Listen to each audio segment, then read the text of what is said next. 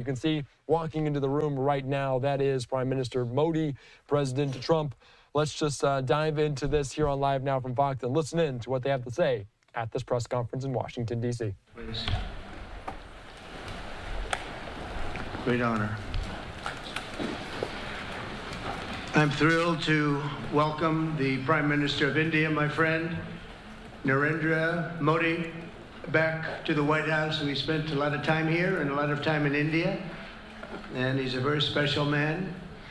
Prime Minister, it is a pleasure to extend to you the same hospitality that you showed Melania and myself when we traveled to your beautiful country 5 years ago. It's hard to believe, so long ago, and it seemed like yesterday. It was beautiful. We opened the cricket stadium, 129,000 seats, I think the largest stadium in the world, and it was an incredible period of time.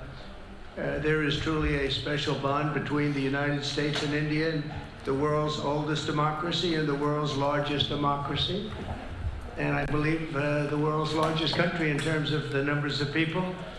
And today the Prime Minister and I are announcing a framework to strengthen those ties even further economically, and the U.S.-India Compact for the 21st century is a historic initiative that will deepen every aspect of our partnership and our friendship. Starting this year, we'll be increasing military sales to India by many billions of dollars. We're also paving the way to ultimately provide India with the F-35 stealth fighters. In 2017, my administration revived and reinvigorated the Quad security partnership, and our meeting today, the Prime Minister and I reaffirmed that strong cooperation among the United States, India, Australia, and Japan, and it's crucial really to maintaining peace and prosperity, tranquility, even in the Indo-Pacific. In addition, the United States and India will be working together like never before to confront the threat of radical Islamic terrorism, a threat all over the world, actually.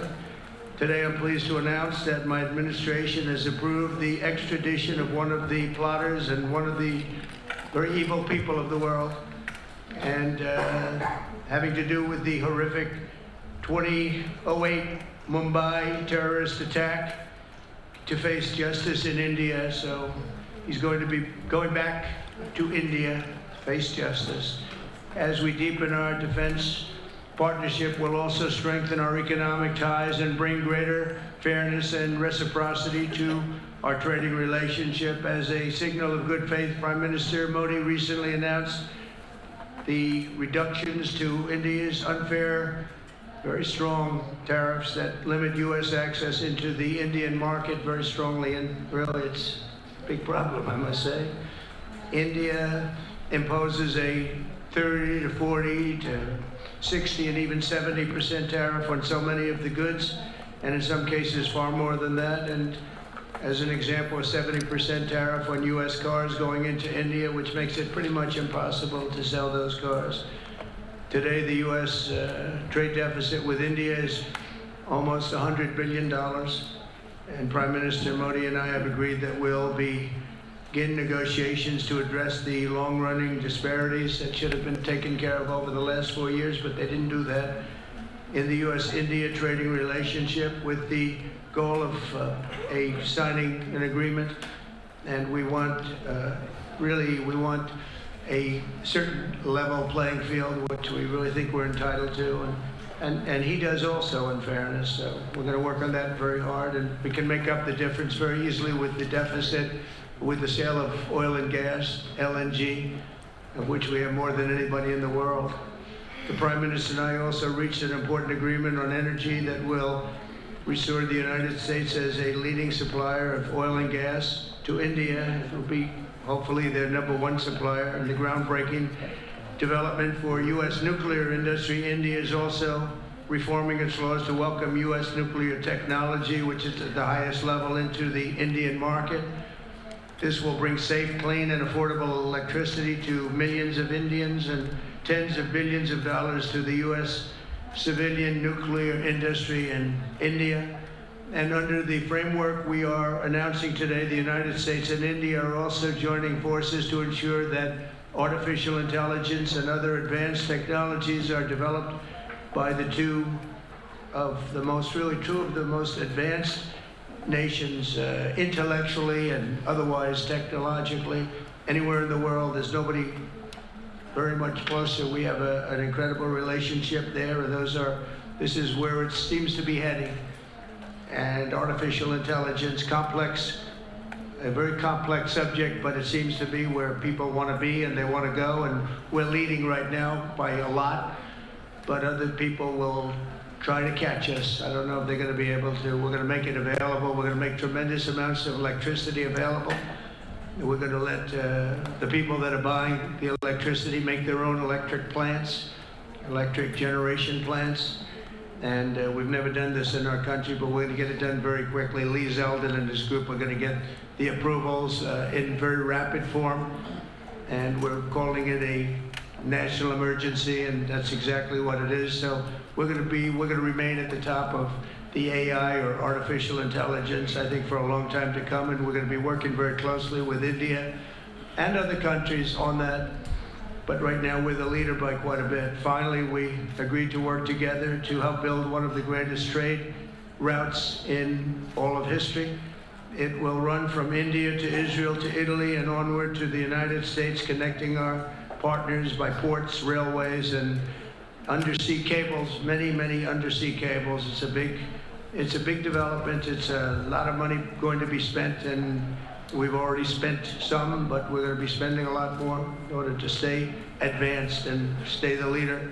I'm pleased to report that with today's announcements, the friendship between the United States and India is the strongest I believe it's ever been. I think our relationship is the best it's ever been between two leaders of the two countries, and it's an honor to say that. I'd like to now invite the Prime Minister to say a few words, and then we'll take some questions, and we appreciate you all being here. Thank you very much.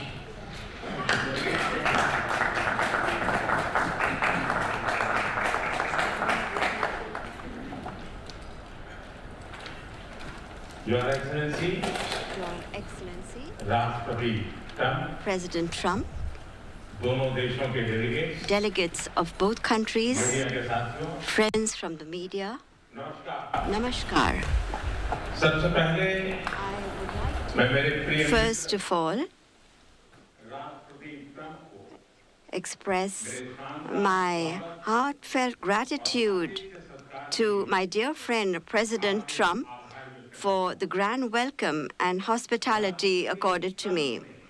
President Trump's leadership has been instrumental in nurturing India-US ties and making them vibrant. I could feel today the same enthusiasm, the same energy, the same commitment that we had worked with during our first term. Our discussions today highlighted our pride in our accomplishments during his first term, the deep mutual trust that we share, and also the resolve to attain new goals. We also agreed that the partnership and cooperation between India and the US can shape a better world. Friends, the people of America are aware of President Trump's motto, "Make America Great Again," or MAGA. The people of America are well aware of it. The people of India, too, are focusing on both heritage and development as they move forward at a fast pace and with a firm resolve to ensure a developed India by 2047. If I were to say this, borrowing an expression from America, Our vision for a developed India is to make India great again, or MEGA. जब America और Bharat When America and India काम करते हैं, work together, that is, when MAGA, मागा when it's MAGA plus MEGA, तब बन जाता it है becomes mega MEGA, partnership a mega partnership for prosperity. और यही mega And it is this mega spirit हमारे लक्ष्यों को that gives नया new scale और scope and scope to our objectives. Friends, आज हमने today द्विपक्षीय व्यापार we have also set ourselves the target of more than doubling our bilateral trade to attain $500 billion by 2030. हमारी Our teams will work on concluding very soon a mutually beneficial trade agreement Bharat की ऊर्जा in order to ensure India's energy security. We will focus on trade in oil and gas. ऊर्जा infrastructure में Investment in energy infrastructure will also increase. In the area of nuclear energy, we also discussed increasing cooperation on small modular reactors. Friends, Bharat की defence preparedness America plays an important role in India's defense preparedness. और trusted As strategic and trusted partners, we are moving forward actively towards joint development, joint production, and transfer of technology. आने वाले समय में In the times to come as well, new technologies and equipment हमारी क्षमता will enhance our capacities. Autonomous system We have decided to launch the Autonomous Systems Industry Alliance अगले and a defense cooperation framework for the next decade will be prepared. Defense interoperability, logistics, repair, and maintenance will इसके मुख्य भाग होंगे also be its key components. Friends, the 21st century is a technology-driven century. लोकतांत्रिक मूल्यों Close cooperation in the area of technology between countries that believe in democratic values can give new direction, नई दिशा strength, शक्ति and opportunities to the entire humanity. Bharat और America India and the US will jointly work in areas of artificial intelligence, semiconductors, quantum, biotechnology, and several other technologies. Today, we also agreed on trust, which stands for transforming relationships utilizing strategic technology. Under this, our focus will be on establishing strong supply chains for critical minerals, advanced materials, and pharmaceuticals.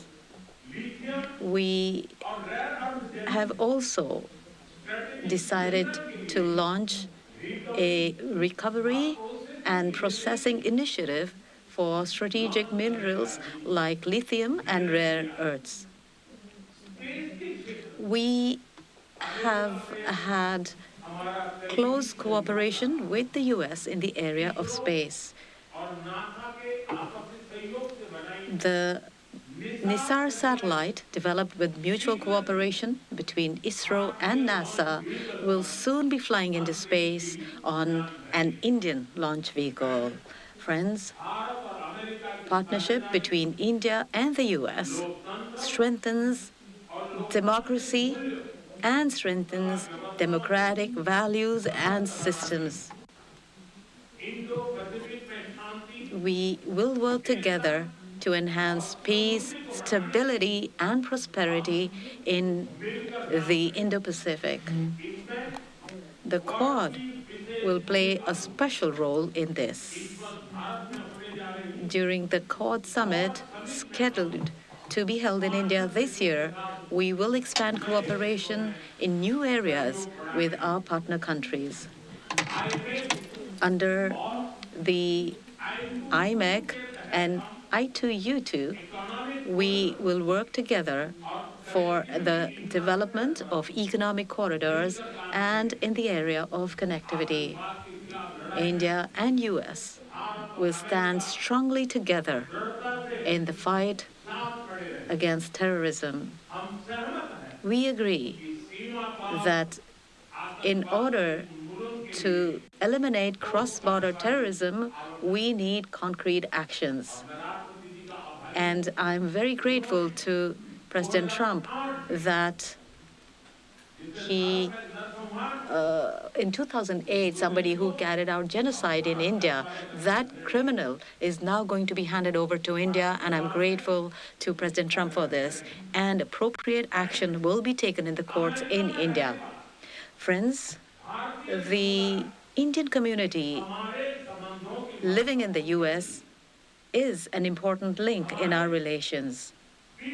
In order to further deepen our people-to-people ties, India will soon open new consulates in Los Angeles and Boston. These will be new consulates. We have invited American universities and educational institutes to open their offshore campuses in India. President Trump, I am grateful to you for your friendship and strong commitment towards India.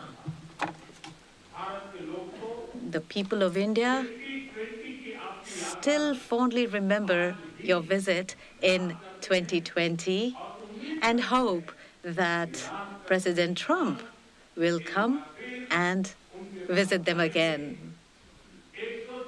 On behalf of 1.4 billion Indians, I invite you to visit India. Thank you. Thank you very much. Thank you. Thank you very much.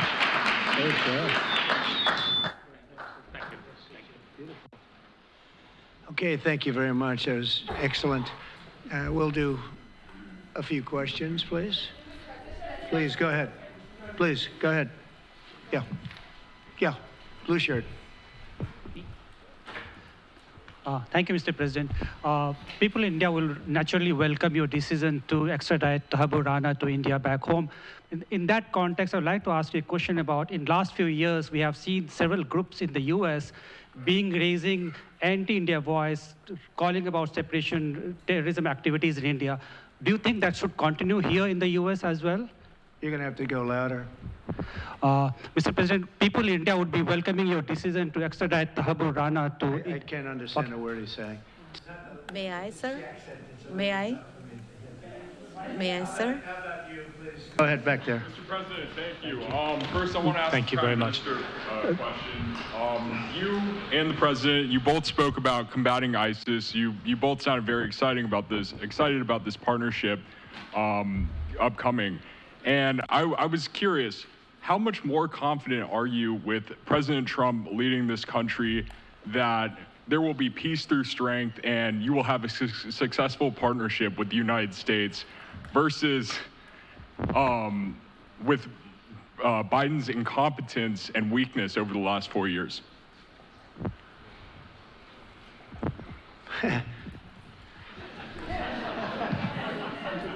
That's your question, but I'll answer it. I agree with you. Yeah, gross incompetence.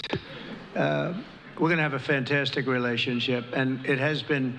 Look, the whole world's been set back over the last 4 years by the weakness of the United States, the weak leadership of the United States. But I think we've taken care of it in just 3 weeks. It seems to me that even some of the media that we wouldn't prefer has been writing that this is a much different country right now, that the world has a light over it. Not only our country, but the whole world. The Prime Minister told me that before, too, even over India. The world has a light. They need the United States to be strong and powerful, but good. And I think that's happened, and I think it's happened in a very short period of time. But I will tell you, we're going to have a fantastic relationship, and it'll make both countries much stronger.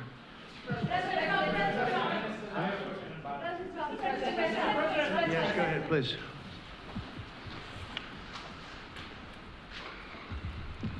Okay, Geeta Mohan from India Today, sir. I'll just take my colleague Lalit Jha's question forward because you can understand. Okay, fine. The question is about the fact that you've decided to extradite Thakur Rana. Thank you so much. India has been waiting to have him back in India to bring him to justice. But there are many other elements in the United States of America, particularly Khalistani separatists who've been working against Indian interests. How is the United States of America going to cooperate on that front with India? There have been allegations that have been leveled against Indian agencies by the Biden administration. Are you going to relook that with Tulsi Gabbard as DNI now? Well, I don't think India had a very good relationship with the Biden administration. Biden, they wouldn't sell them oil and gas, which is rather hard to believe because, you know, it's a good thing to do. And a lot of things happened that weren't very appropriate, I thought, between India and the administration, the Biden administration. But as you said, we're giving a very violent man, it seems to me. I mean, I don't know that he's been convicted yet or will be, but let's assume he's a pretty violent person. We're giving him back to India immediately. And there are more to follow because we have quite a few requests. So we work with India on crime. And we want to make it good for India, and it's very important. So that kind of a relationship is very important to us. Okay? Go ahead, please. Go ahead. Thank you. Mr. President, you've repeatedly called India a big abuser of trade and said it is really difficult to do business in India because of tariffs. You announced reciprocal tariffs today. I am hoping you can speak about what kind of reciprocal tariffs India can expect. Are you willing to make any concessions? And how can India head off these tariffs? I also have one for the Prime Minister. Well, India's been to us just about the highest tariffed nation anywhere in the world. They've been very strong on tariffs, and I don't blame them necessarily, but it's a different way of doing business. It's very hard to sell into India because they have trade barriers, very strong tariffs. We are right now a reciprocal nation. We are going to, if it's India or if it's somebody else with low tariffs, we're going to have the same. We're going to have whatever India charges, we're charging them. Whatever another country charges, we're charging them. So it's called reciprocal, which I think is a very fair way. We didn't have that. I was going to do that in my other term, and we had the greatest economy ever in the world. There's never been an economy like we had, and then we got hit with COVID. We had to focus on that, and I wasn't really in the mood to be putting it on Italy and Spain and France and India, frankly, and a lot of other countries, because the world was very troubled until we got rid of that nightmare. But we had the strongest economy anywhere in the world during that fairly long period of time during my first term, as you know, and we didn't do the tariffs. We would have done the reciprocal tariffs, but we decided, and I decided, I think on a human basis, on a humane basis, not to do them because of the fact that there was such suffering all over the world. The last thing we needed to talk about is trade problems. But now we do. We're doing, we see a tremendous future for our country, but we felt that now it's finally time, after 45 or 50 years of abuse, that we will do, and this isn't India, this is among a lot of nations. The European Union is very difficult for us, very, very difficult. They tax our companies at levels that nobody's ever seen before. They take advantage of a lot of things, so we're not happy about that. China, of course, is terrible, and we've never taken in 10 cents until I was president. We've taken in hundreds of billions of dollars from China since I've been president in first term and now. And we have to do that just as a mechanism of fairness. And that's what I've done. And so we are being reciprocal with India. Whatever India charges, we charge them. So frankly, it no longer matters to us that much what they charge, because whatever they charge, I had discussions with India and the first term about the fact that their tariffs were very high, and I was unable to get a concession. So we're just going to do it the easy way, and we're just going to say whatever you charge, we charge. And I think that's fair for the people of the United States, and I think it's actually fair for India. Okay? To make any concessions, sir? Are you willing to make any concessions, sir? Any concessions? Go ahead, please. Ask to the Prime Minister. A question for the Prime Minister, please. Ask to the Prime Minister, please. Yes. Sorry. Yoshita Singh with Press Trust of India. Prime Minister, thank you, Mr. President. Prime Minister, the U.S. is giving a lot of push to curb illegal immigration, and India has been cooperating on this issue. How does India see this issue in the larger context? Thank you. I don't think this is a question that is about India only, but even globally you can talk about this issue. And we are of the opinion that anybody who enters another country illegally, they have absolutely no right to be in that country. And as far as India and the U.S. is concerned, we have always been of the same opinion, and that is that any verified Indian who is in the U.S. illegally, we are fully prepared to take them back to India. However, it doesn't stop there. These are children of very ordinary families, and they are lured by big dreams and big promises. A lot of them are brought in without them knowing about why they're going to a country. And in fact, they are connected with a human trafficking system, and we have to make sure that we fight against this system. As far as the U.S. and India is concerned, I think what we should do is make efforts to make sure that we uproot these from within the system so that we can reduce or remove human trafficking. And basically, the young, vulnerable, poor people of India are fooled into coming over as illegal immigrants. And our bigger fight actually is against this ecosystem or this system that encourages such gangs to thrive. And I can tell you that India will completely support your endeavor in achieving this. Yes. Thank you, Mr. President. The question for the Prime Minister Modi first, if I may. I wanted to ask you, did you discuss any possible business deals with Elon Musk during your meetings today, Mr. Prime Minister? And Mr. President, I wanted to ask you, today you spoke about hoping to have three-way talks with President Xi and President Putin. What would you say to European leaders and other allies who may be concerned that you're apparently more keen to speak to America's adversaries than to its allies? Thank you. Well, maybe I'll just go first on this one. We had some talks, and we told the European Union, we told the NATO people, largely they overlap, you have to pay more money because it's unfair what we're doing. We're doing a tremendous amount more. We're probably $200 billion more going into Ukraine, using for Ukraine to fight. And Europe has not really carried its weight in terms of the money. It's not equitable. And we want to see a counterbalance. We want to have them put up more money. They have to do that.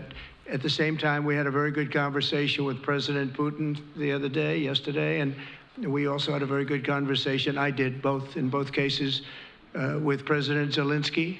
And I think we're going to be able to do something. I think we're going to be able to make a deal. And I hope so, because it's a horrible war. It's a very terrible, bloody war with 1.5 million soldiers at least already dead on the battlefield, lying all over the fields like nobody's ever seen anything like it, certainly since the Second World War. And so I think we're going to be able to do something. We're working with President Zelensky and with President Putin. And my impression is that I know that President Zelensky wants to make a deal. And I also feel that I know that President Putin wants to make a deal. I wanted to know that before I began any detailed discussions But the meeting and the conversation, also the meeting with Steve Witkoff in Moscow was a very successful one. And my phone call with him was a very successful one. Please.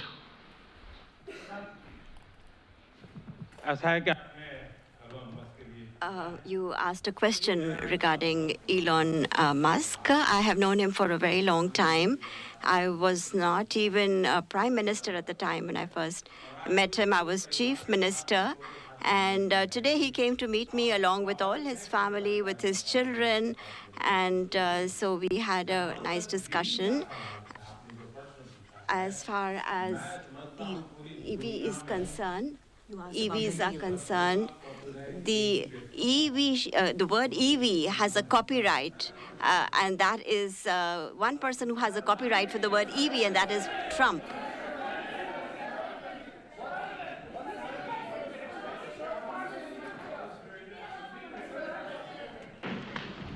Thank you, Mr. President. Can I ask whether you discussed at all today the case of Gautam Adani, who's one of the wealthiest men in Asia and perceived as an ally of Prime Minister Modi? Prime Minister Modi, have you asked the President to take action on that case? Thank you. Firstly, India is a democratic country, and our culture and our thought philosophy is Vasudhaiva Kutumbakam, which basically means that the entire world is a family. Every Indian is my own family member. And when it comes to such personal matters, leaders of two countries will not get together on that topic and discuss anything on an individual matter. Go ahead, please. Yeah, please. Sir, go ahead, please. Yes. Thank you, Mr. President. Thank you, Mr. Prime Minister. I have a question for you as well. But, Mr. President, you have suggested, with regards to the Russia-Ukraine war, you've suggested several things that Ukraine should give up. The idea of NATO membership, territory that was seized back in 2014 by Russia. What should Russia give up? Russia has gotten themselves into something that I think they wish they didn't. If I were president, it would not have happened. Absolutely would not have happened. And it didn't happen for 4 years. If you look at what has taken place under President Bush, they lost a lot. Under President Obama, they lost Crimea. Under Biden, it looks like they could lose the whole thing. Under Trump, they lost nothing. Ukraine lost nothing. They didn't give up anything. And you take a look at the other three presidents surrounding me, they gave up a lot. I think that when you look at Ukraine and when you look at the mess that they're in, it's got to be ended and it's got to be stopped. Now, Russia's taken over a pretty big chunk of territory, and they also have said from day one, long before President Putin, they've said they cannot have Ukraine be in NATO. They said that very strongly. I actually think that that was the thing that caused the start of the war. And Biden said it, and Zelensky said it, and I think that was one of the reasons, one of the starts of the war. But from long before Putin, they said you cannot have Ukraine going in any way into NATO. And I start from that standpoint. I think everybody knew that. Now, if a better deal can be negotiated, if they're able to make a deal where they can do that, that's fine with me. I really don't care. I want that bloodshed to stop. I don't want to see, you know, we have an ocean between us and the site we're talking about, the site of death. We're calling it the fields of death. We have a big ocean in between us. This is more important for Europe. We shouldn't be in. They have to equalize, and they're going to have to do it fast, but they have to equalize. But as far as the negotiation, it's too early to say what's going to happen. Maybe Russia will give up a lot. Maybe they won't. And it's all dependent on what is going to happen. The negotiation really hasn't started. But I will say, as far as NATO is concerned, from many years before President Putin, I will tell you that I've heard that Russia would never accept that. And I think Ukraine knew that, because Ukraine wasn't in and never requested to be in until more recently. So that's the way it is, and I think that's the way it's going to have to be. Go ahead, please. All right, go ahead, please, with the tie. With the tie, yeah. Mr. President. Yes, go ahead, please. This is Saurabh Shukla from News Bobble. Mr. President, you spoke about Prime Minister Modi as a tough negotiator. Who was a tougher negotiator today, and who has a better negotiating tactic when it comes to tariffs? Oh, he's a much tougher negotiator than me, and he's a much better negotiator than me. There's not even a contest. Okay?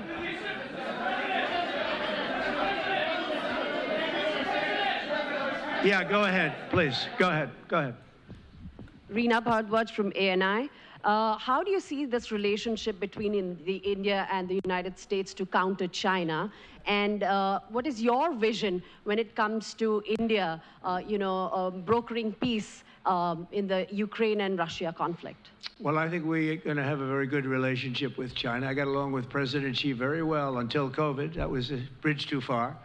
But until then, I got along with President Xi very, very well. We were very close as leaders go. I don't want to be naive, but as leaders go, I think we were very close. And I think that China's a very important player in the world. I think they can help us get this war over with Ukraine and Russia.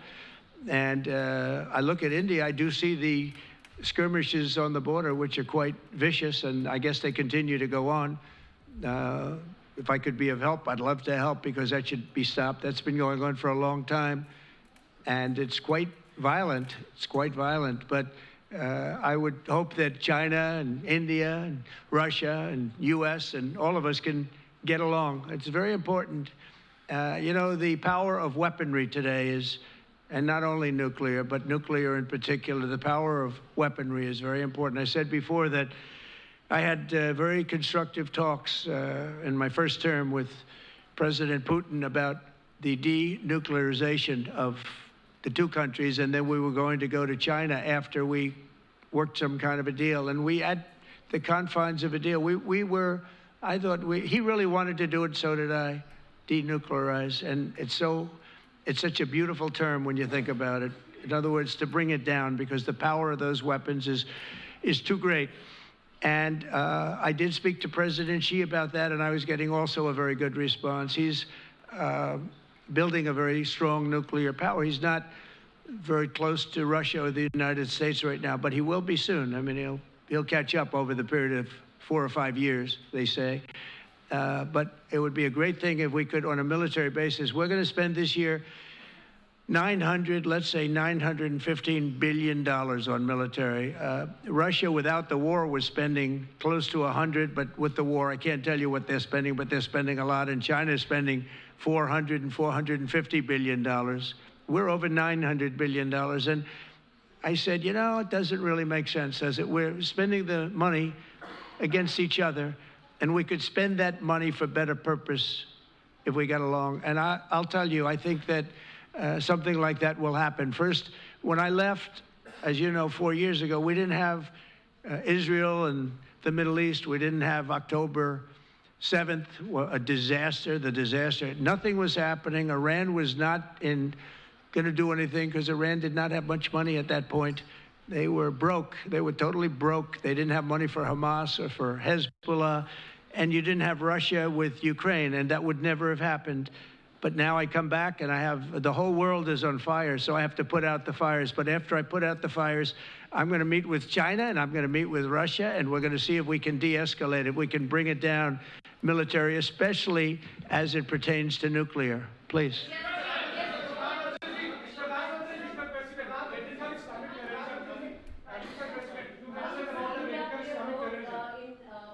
Mike, please.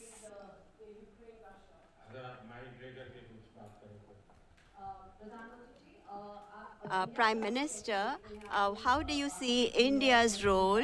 You have had discussions with President Trump about de-escalating the conflict in Russia and Ukraine. As you know, I have been in constant contact with both Russia and Ukraine. I have also visited both countries. And many people are mistaken, and they feel that India is neutral. I would like to clarify, India is not neutral. We have taken a side, and we have taken the side of peace. And it is based on this principle of ours that in the presence of President Putin, I clearly said in front of the media that this is not the era of war. And even today, it is my conviction that solutions cannot be found on the battlefield. Ultimately, you have to come to the negotiating table. And India has constantly made efforts that there are talks that take place where both parties are present. It is only then that we will find a solution. The efforts being made by President Trump, I support them, I welcome them, and I would like that President Trump is successful as soon as possible so that the world is on the path to peace once again. Everybody, thank you very much. Thank you very much. And I very much appreciate the Prime Minister visiting our great country, and I do really appreciate it. We have so much in common, and all we want to do is have peace, and we want to have strength, and we want to have lots of different things together. But the relationship with India and with the Prime Minister has never been better. Thank you very much. Thank you. You can just hear there talking with President Trump and Indian Prime Minister Modi there at the White House. We saw them in the Oval Office as well. They talked about the trade talks, the conversations as a negotiator. President Trump complimenting Modi, saying he was a tougher negotiator than the president was. So you can see plenty of people there in this as he's visiting the White House, as plenty of world leaders on hand in Washington, D.C.